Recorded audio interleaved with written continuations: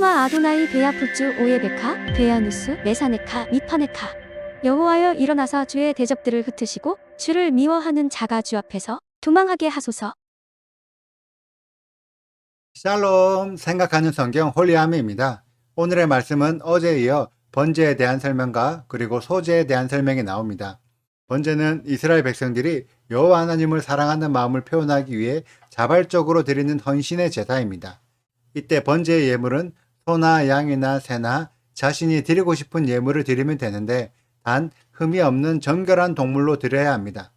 오늘의 말씀은 새를 번제로 드릴 때의 설명인데 새의 경우에는 크기가 작기 때문에 관절과 관절을 끊어내는 각을 뜨지 않고 가볍게 찢어서 제단에서 태우게 됩니다. 참고로 번제의 제사는 번제의 예물을 완전히 태워드리는 제사로 동물의 제물이 완전히 탈 수 있도록 관절과 관절을 끊어내는 각을 떠서 조각을 내어 불에 태우는 제사입니다. 이때 번제의 예물은 모든 부위를 불에 완전히 태워야 하기 때문에 제사장들이 가질 수 있는 분깃이 없습니다. 번제는 가죽과 살과 뼈와 내장까지 전부를 여호와께 올려드리는 헌신의 마음이 담겨 있는 제사입니다. 그리고 소제에 대한 설명이 나오는데 소제는 쉽게 설명하자면 가루 제사입니다. 번제와 화목제, 속죄제와 속건제는 동물의 희생이 필요한 제사라면 소제는 가루를 불에 태우는 제사로 유일하게 동물의 피가 없는 제사입니다. 다만 소제는 소제만 따로 제사를 드리는 것이 아니라 기존 다른 제물들, 번제와 화목제와 속죄제와 속건제의 동물 제물들과 함께 드리는 제사입니다. 그래서 여호와께 올려드리는 제사는 기본적으로 동물의 피가 들어가는 희생 제사라고 생각하시면 됩니다. 그렇다면 소제는 언제 드릴까요? 소제는 히브리어로 민하인데 선물, 예물, 조공 등의 의미가 있습니다. 소제를 쉽게 설명하자면 감사의 제사입니다. 여호와께 감사할 때 감사의 마음을 담아서 소제의 예물을 드리면 되는데 소제의 예물 중 일부는 제단불에 태워지지만 남은 부분은 제사장들에게 돌아갑니다. 그래서 소제는 제사장들이 먹을 수 있는 분깃이 됩니다.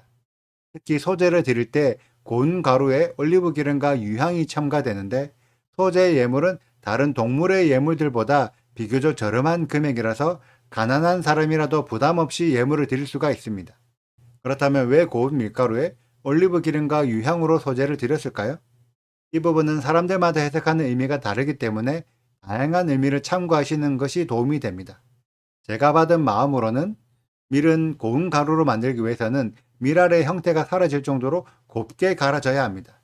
그리고 갈아진 가루를 촘촘한 채로 쳐서 고운 부분만 걸러내야 합니다. 그래야만 고운 가루가 만들어질 수가 있죠. 밀가루는 자신의 형태가 사라질 정도로 연단을 받아서 자신의 정결한 부분만 남게 되는 거죠. 올리브 기름은 올리브를 강한 힘으로 압착해야지만 순수한 기름을 짤 수 있습니다.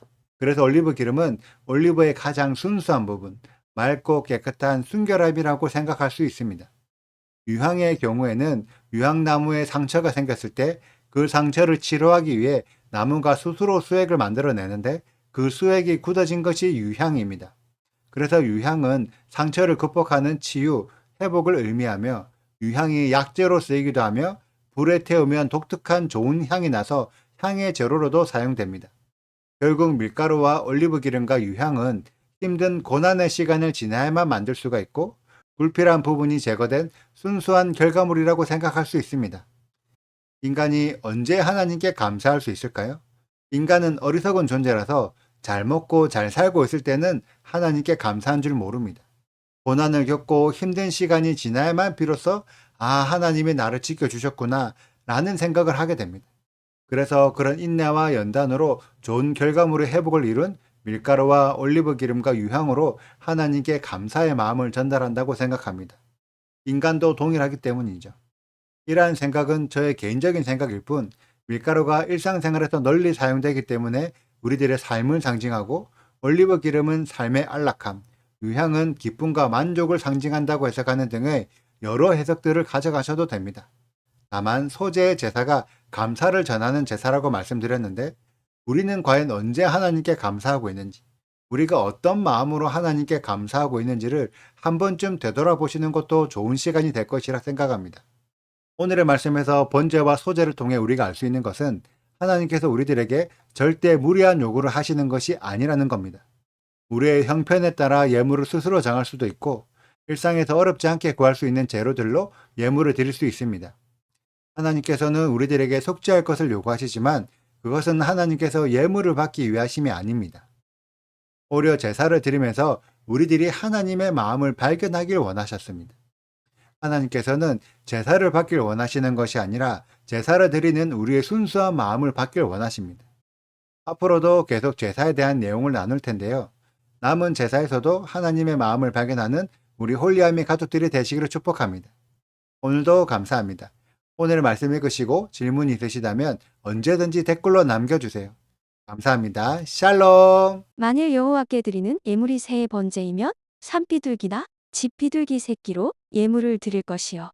제사장은 그것을 제단으로 가져다가 그것의 머리를 비틀어 끊고 제단 위에서 불사르고 피는 제단 곁에 흘릴 것이며 그것의 모이주머니와 그 더러운 것은 제거하여 제단 동쪽째 버리는 곳에 던지고 또 그날개 자리에서 그 몸을 찢되 아주 찢지 말고 제사장이 그것을 제단 위에 불 위에 있는 나무 위에서 불살라 번제를 드릴지니 이는 화제라 여호와께 향기로운 냄새니라.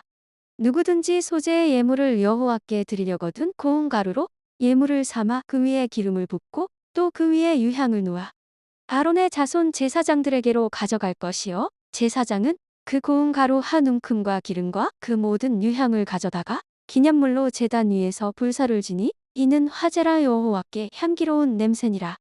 그 소제물에 남은 것은 아론과 그의 자손에게 돌릴지니 이는 여호와의 화제물 중에 지극히 거룩한 것이니라.